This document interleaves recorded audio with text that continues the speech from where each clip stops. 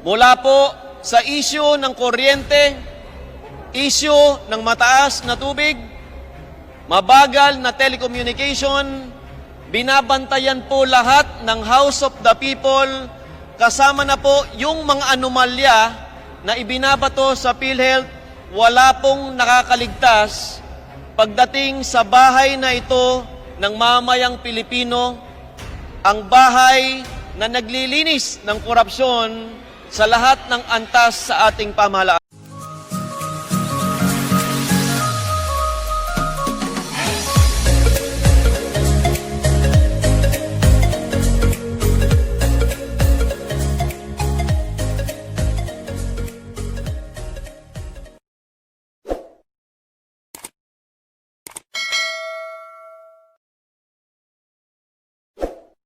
Barzaga is recognized. I'll just clarify itong sinasabi ni Dr. Vargas na overpayment. Paano ba nagkakaroon ng overpayment ang PhilHealth sa mga healthcare institutions? Na ang sabi mo, umaabot ng 3 billion so that we can be clarified. Bakit nagkakaroon ng overpayment?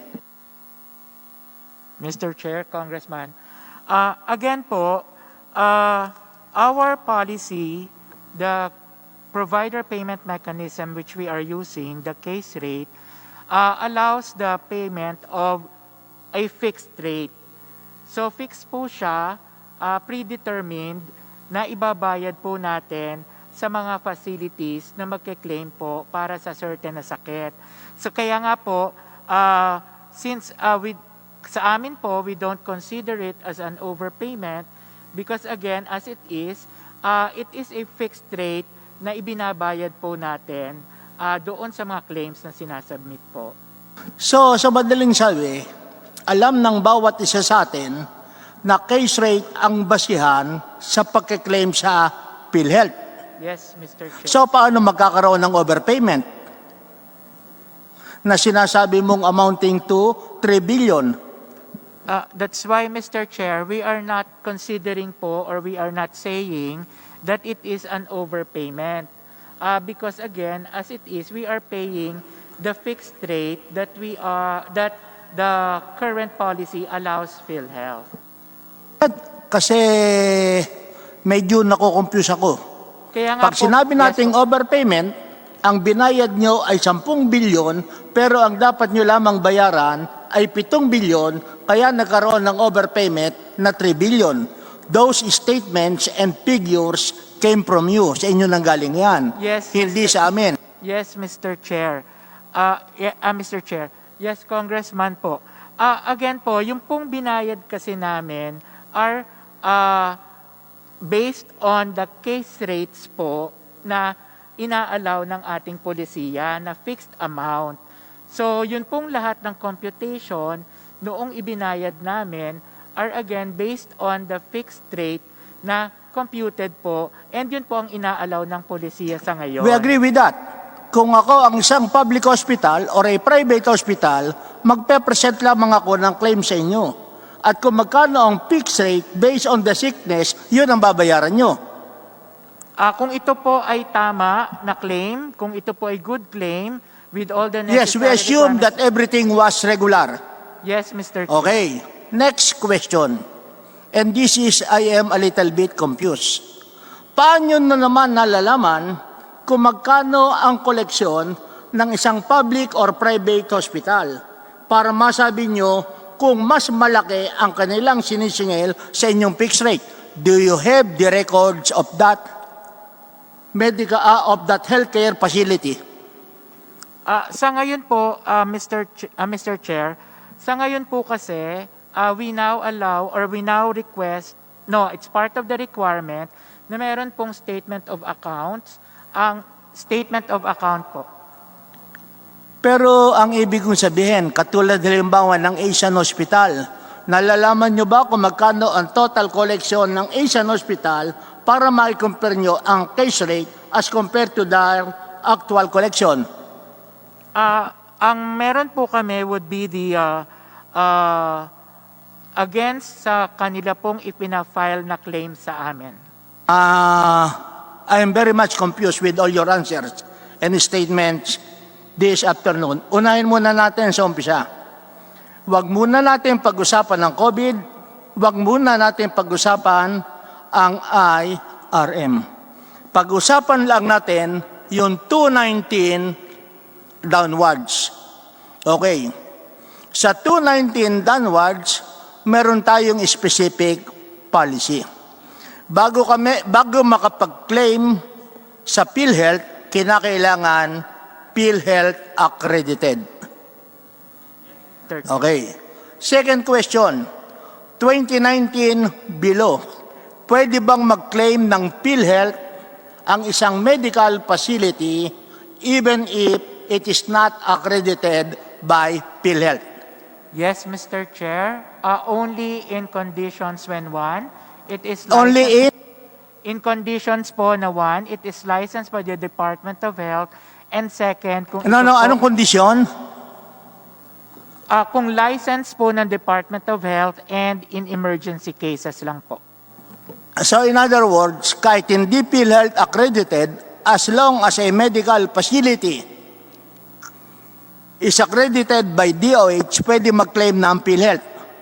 Meron pa pong kasama, Mr. Chair, meron pa pong kasamang kondisyon only in emergency cases. And Only in? emergency cases Okay. po. So And- para malinawan ng ating mga kababayan, ano ba ang ibig sabihin nyo ng emergency cases? Ang mga emergency cases po are those considered to be conditions that will entail life-saving and of course the loss of limb or the loss of sight. So yan po yung ginagamit natin. Ginagamit yon. Okay. Next question. Tama ba na ang PhilHealth ay nagbabayad lamang sa medical facility if the confinement would last more than 24 hours? Mr. Chair, as Rule. a general rule po, opo.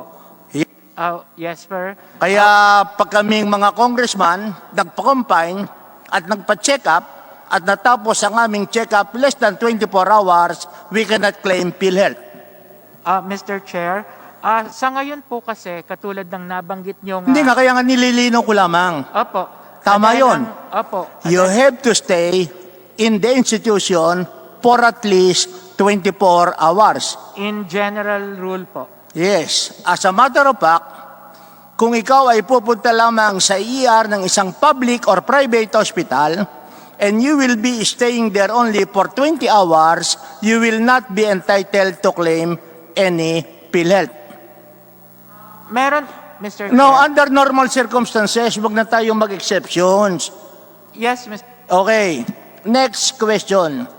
Ang PhilHealth ba ay nagbabayad under normal circumstances sa inpatient at hindi kasama ang outpatient? Yes, Mr. Chair. Yes. Kinakailangan confined for at least 24 hours bago ka makaklaim sa PhilHealth. Okay. Now, next question. Meron kayong listing na sinabit sa amin o galing kay Cong Defensor ng top 10 medical case rate for the year 2017. 2018, maisasubmit nyo ba sa amin? Yes, Mr. Chair. Okay. What about 2019? Yes, Mr. Chair. Okay. Dito sa inyong top 10 medical case rate, nakalagay dito ang total amount of claims paid, pati na total number of claims. Yes, Mr. Chair. Okay. Normally, yung total number of claims would be good for one claimant as a rule. Yes, Mr. Chair. Yes. Okay. So sa madaling sabi, maibibigay nyo ba sa amin ang listing ng mga healthcare facilities together with their location, together with their level, together with the name of the individuals na nagkaroon ng community-acquired pneumonia for the last 3 years, 2017, 2018, and 2019? Yes, Mr. Chair, as allowed by the Data Privacy Act. As As allowed po by the Data Privacy Act. Kasi meron As pong allowed by? data privacy law po. Kasi meron po No, but personal will names you doon. just be providing to us the documents? You are claiming that there are 707,113, and we will not make a public disclosure of the name of the patients, only for our consumption. Yes, Mr. Chair. Okay, you can provide. Mr. Chair, as Okay, then what about the hypertension? yes, Mr. Chair. Okay, then the dengue with warning signs. Yes, sir. And another one would be the acute gastroenteritis. Yes, Mr. Chair. And finally, hemodialysis. Yes, Mr. Chair. And the next inquiry is, how soon can you present those documents?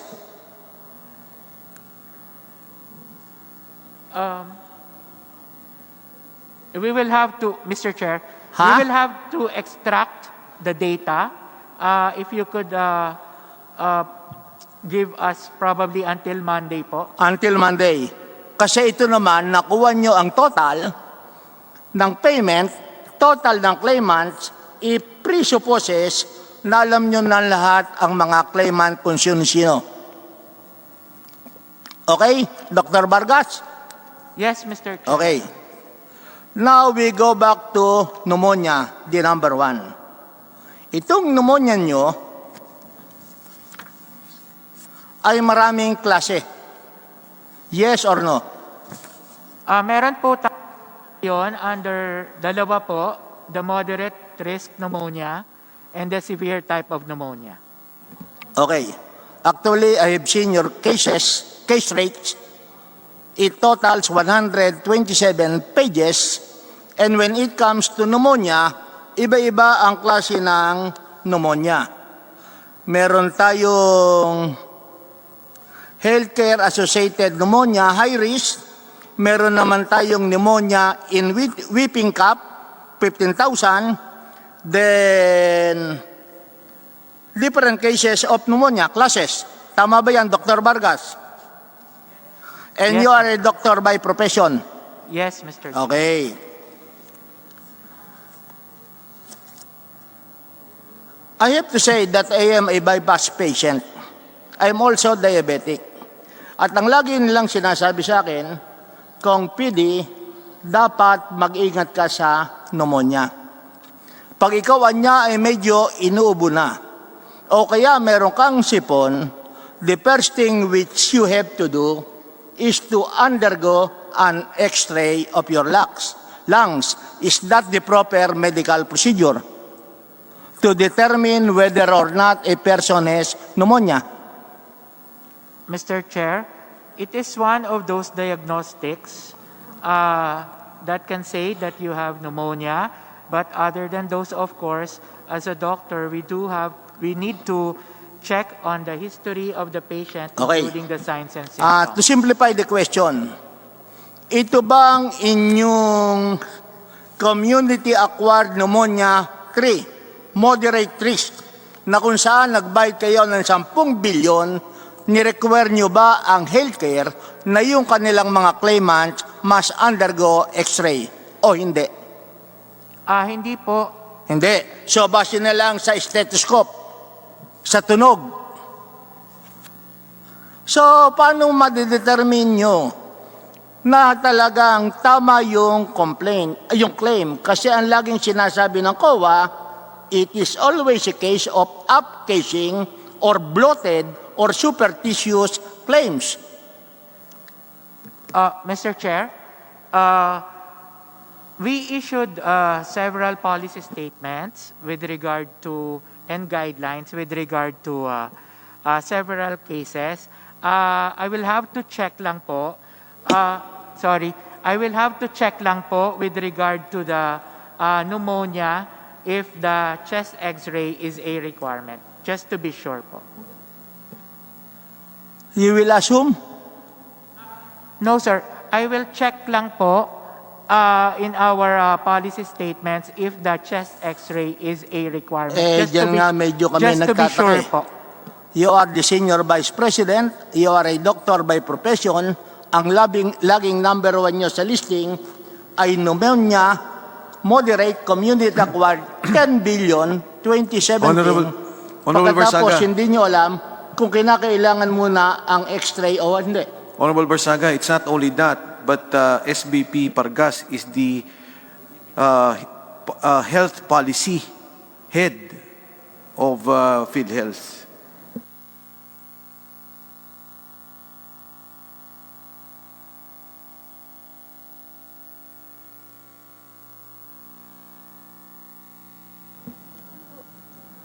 Honorable Barzaga.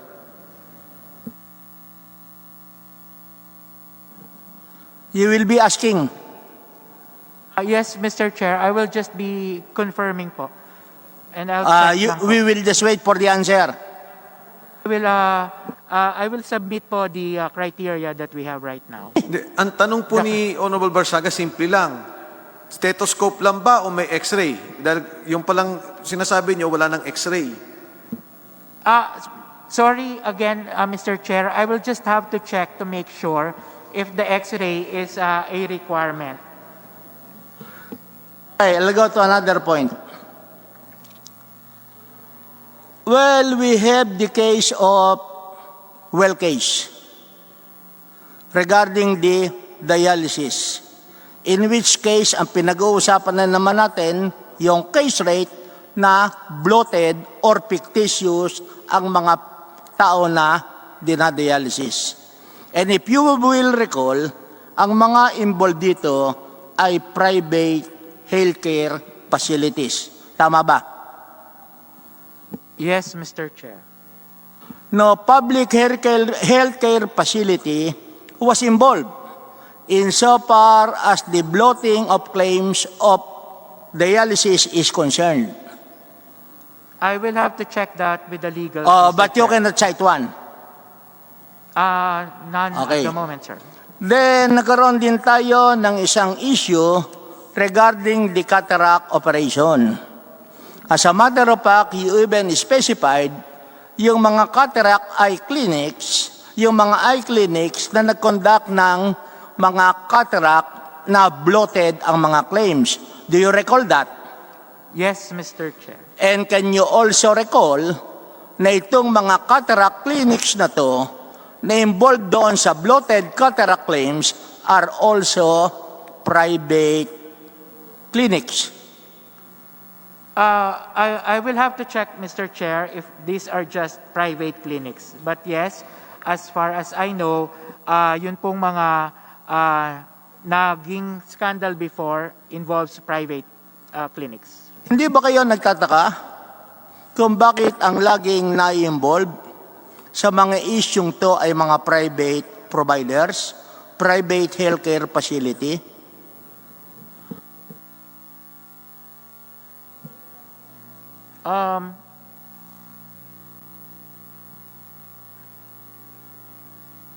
Mr. Chair, I so far po, You don't analyze because pag mag-analyze ako as a lawyer and based on my personal experience, when it comes to public healthcare facilities, we are covered by COA rules.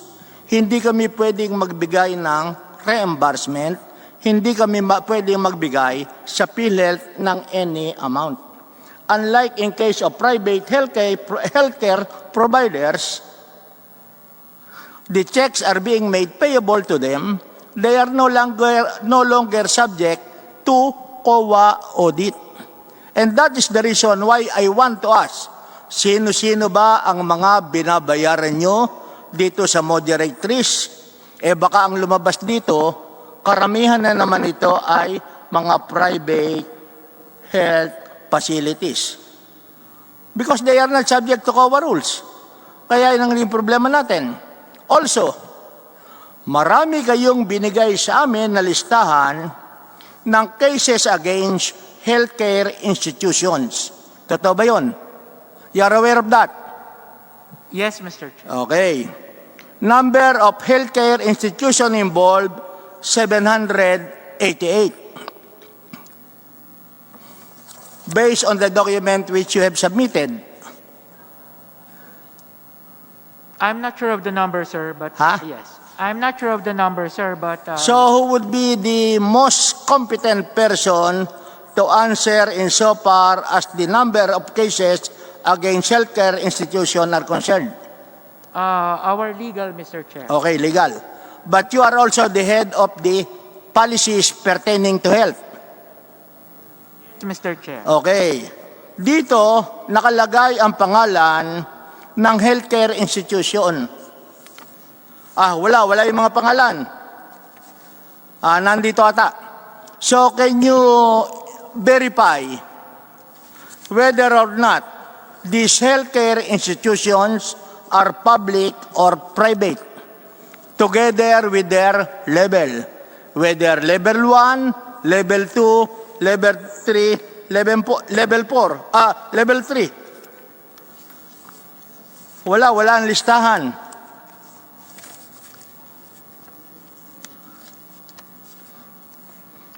Meron din kayong mga listing ng doktor.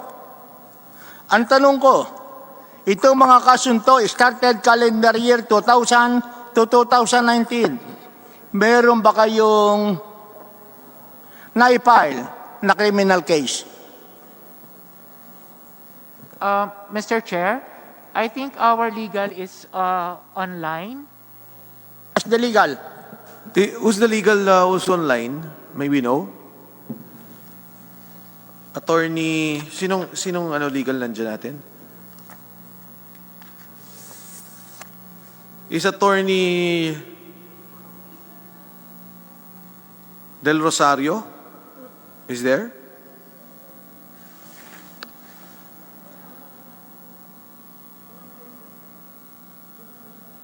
PhilHealth Legal, recognized.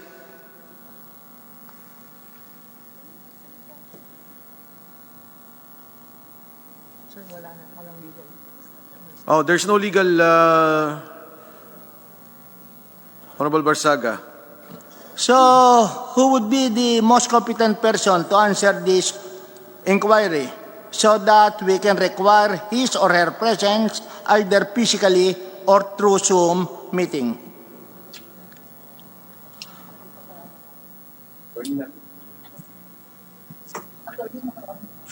Wala na makakasagot sa inyo. Who will be the most competent person? Mr. Chair, Your Honor, SVP Rodolfo Del Rosario, Your Honor. SVP Rodolfo Del Rosario. No, but he's not there. SVP Del Rosario At is the not next there. scheduled hearing. Yeah, next scheduled hearing. Okay. You ask Attorney Del Rosario. Ano po yung tinatanong nyo, Mr. Honorable Barzaga? Well, number one, Mr. Chairman, itong kasong to covers a period of calendar year 2000 up to 2019. Okay, we have from the prosecution department, Andre Samson, is he there? Or the internal legal, Rogelio Pucalyan. Okay. Kasama po ba natin sila?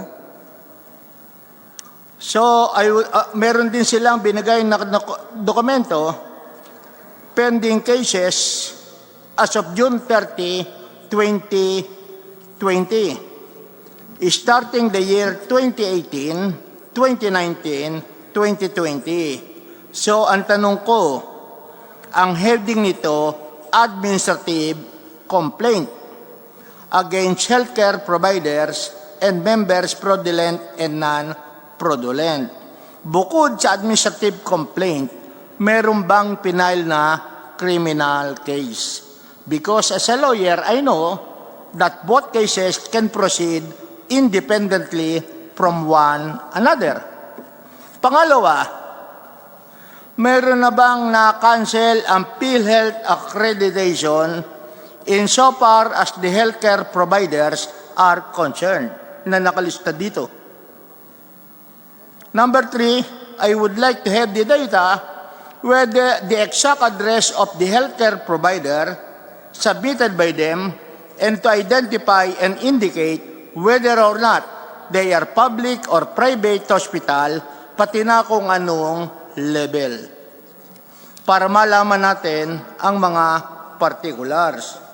Kasi napakarami nito eh. Pagkatapos, naka-specify din dito ang mga pangalan ng mga doktor. Did PhilHealth initiate any complaint before the Professional Regulation Commission for the cancellation or suspension of the doctors who participated in these fraudulent claims against the government? And these are basic questions which an ordinary prosecutor would be doing. Para maiwasan natin ang sinasabing graft and corruption, para maiwasan natin ang mafia sa loob ng PhilHealth. Kasi sa loob lang ata ng 3 taon, napalitan na ang inyong head ng 3 times. Ilan na ang naging head nyo for the last 3 years?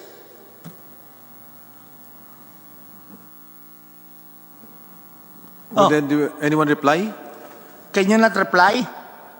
We have right now Director GM General Morales before General Morales.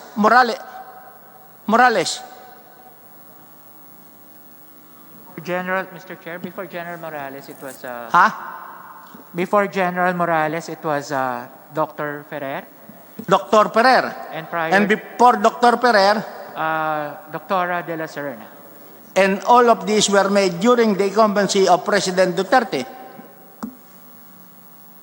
Yes, Mr. Chair. Notwithstanding the desire of the President to clean PhilHealth, it seems that changing the President will not be the remedy. Kasi ang problema nga natin, sabi nga ng mga senador at iba nating kababayan, mafia na yan, embedded. Even if you change the head, as long as they are still there in the PhilHealth, there will be no significant change. Kaya tinatanong na natin, simple, nagkaroon ba ng mga prosecution? Wala. Pagkatapos, I will be asking an update regarding the case of WellMed and the other dialysis centers whose cases were dismissed by the Quezon City Regional Trial Court last year. At pati na yung sa Cataract kung ano nangyari.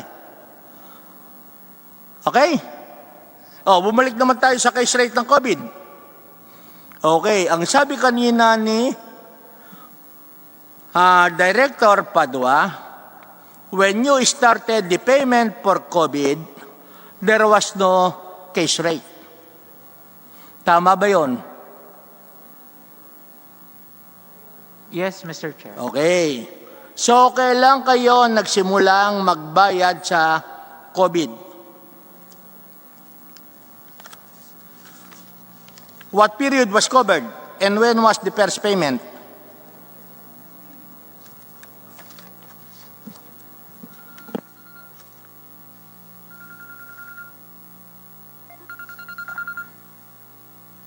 Mr. Chair, I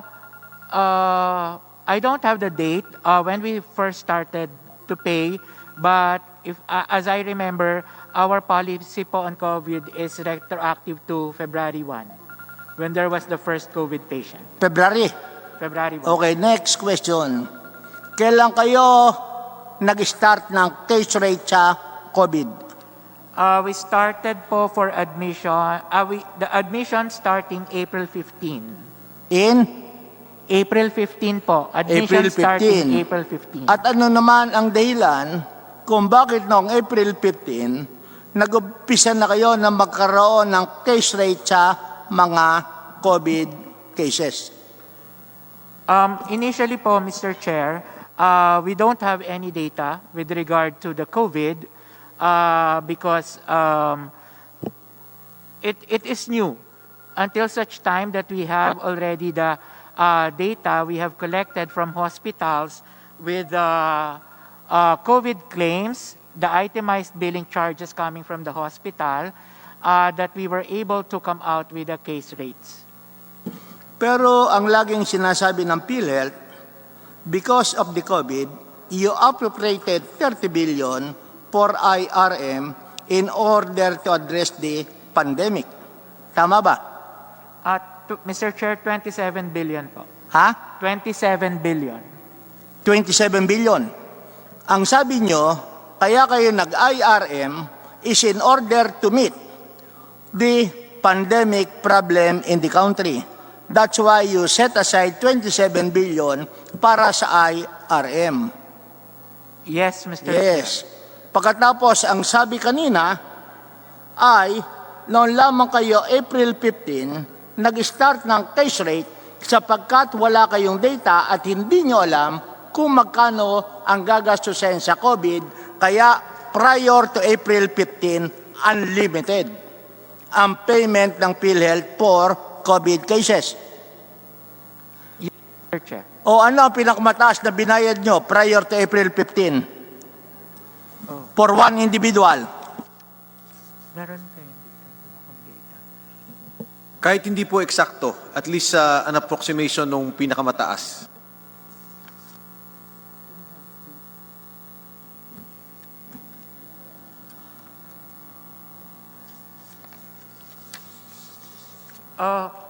Apologies, Mr. Chair. I don't have the data right now. You cannot answer. Yes, Mr. Chair. So can you give a listing Yes, Mr. of Chair. all the COVID cases which you have paid prior to April 15? Yes, Mr. Chair. And because of those payments, nagawa kayo ng case rate starting April 15. Tama po ba?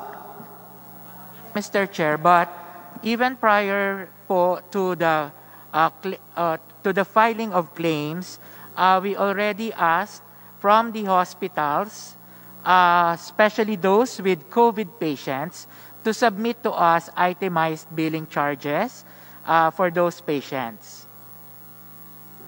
Hindi, linawin lang natin. Bigyan nyo lang kami ng listahan ng mga COVID patients na inyong binayaran sa mga ospital up to April 15. Yes, Mr. Chair. Yes. And secondly, starting April 15, nagkaroon na kayo ng case rate. Yes, Mr. Chair. Yung bang case rate nyo sa COVID, makikita na sa website ng PhilHealth? Yes, Mr. Chair. Makikita na. And what is the highest amount? 700,000 plus po for critical pneumonia. And because of this COVID, lumabas na ang inyong policy regarding IRM. Mr. Chair, the IRM policy po has been there since noon pong may Yolanda, Marawi. We know that. Apo. We know that, Yolanda. We know that about Marawi. Pero ang lagi niyong sinasabi sa inyong IRM will be the circular 2020-017. Tama ba? 07 po. 07. Opo, because that time po, No, wag na, okay na lang yun. Okay, sir. Doon tayo sa circular 2020-007. Okay. Number one, that is a circular. That is the one appearing in your website. yes, Mr. Chair. And as far as I can recall, that circular was signed by General Morales. Yes, Mr. Chair. Okay. Prior to the issuance of that circular, was there a board resolution o wala? We'll ask Director Padua. Bago ilabas ang circular dated 2020-007 ni General Morales, meron bang pag-uusap ang board for the issuance of this circular? Sir, during that time when we were talking about IRM, the board, based on my perspective, approved the application for IRM basically because of President Duterte's proclamation number Tanong ko simple 922. lamang. nandito na yung PhilHealth Circular number 2020-007. Ang tanong ko lamang, bago ba i-issue itong circular na to, was there a previous agreement or endorsement coming from the Board of Directors of PhilHealth?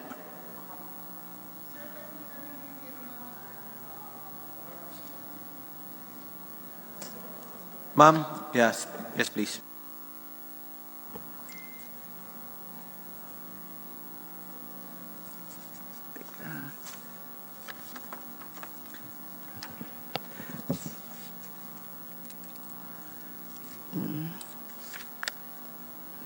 Kasi meron pala po silang pinaratify noong 31 March 2020 for the IRM to all healthcare facilities nationwide. Given this COVID-19 pandemic, at that time, because wala pang pattern of geographical distribution ang So, COVID. simple lamang tayo. Sabi mo, Mr. Chairman, the ratification was made on March 31. Ano ang niratify noong March 31? Yung application for IRM po. Yung application for IRM. Kailan unang-unang nagbigay ng IRM ang PhilHealth to any health facility? When was the first time? Dr. Vargas? Mr. Chair, I'm referring to our finance. Ano ko lamang, ang sinasabi ni Director Padua, ratification. Alam natin yung ratification, it is already after the act, not prior. Sa madaling sabi, nung i-issue ang circular, walang previous board meeting. Tama ba yon? Sir, meron na pala akong, can I trace already once and for all yung history nitong IRM? Kasi parang, No. I read it, I got Huwag it. na nating i-trace ang history kasi babalik pa tayo sa Yolanda, babalik pa tayo sa Marawi, babalik pa tayo sa Taal Volcano. Ito na lang po, yung the first one po. What date? Oo. The first was on 30 January, kasi ni-record ko po to sa akin, nasa notes ko po, Your Honor. The first was on 30 January 2020, when the PhilHealth Board approved the immediate payment of 50% of all the pending good claims in the province of Batangas to alleviate the burden experienced by PhilHealth members and healthcare providers by reason of the said natural calamity. Mapunta na po ako sa Teka second. muna. PhilHealth approved the payment. Opo. So it is not an advance payment. There was already a claim. Kasi itong sinasabi natin... Kaya nga po, ito po kasi, sabi ko nga, I just want to read the chronology of events para malaman nyo po. Okay. So, the PhilHealth Board included IRM among the special privileges that may be conferred to healthcare institutions and PhilHealth members during unforeseen events and emergencies on matters such as membership, accreditation, and benefit payment. Such inclusion will enable management... Well, I am very much satisfied. Ha? Okay. Thank Now, you the for your second time. na po. You Ha? want to go to the second na po eh. No, di ba? I'll just make an inquiry. Okay. Mr. Senior Vice President? Okay. Sinasabi ni Director Padua, meron ng IRM as early as January 2007. Honorable No, Barzaga, not if you don't mind, 2007. nakasa IRM na po tayo. Ha? Nasa IRM na po tayo. Wala na po tayo sa... Case, Nasa case rate, opo. Wala na po tayo sa case rate. Ang ibig sabihin po, lumagpas na po kayo na you already went to the IRM issue. the case rate arising from the IRM. Okay. Yes. Can Okay, I... I'll just reserve my question regarding IRM. Yes, Your Honor. So that makapag tanong yung mga susunod sa aking mga kinatawan.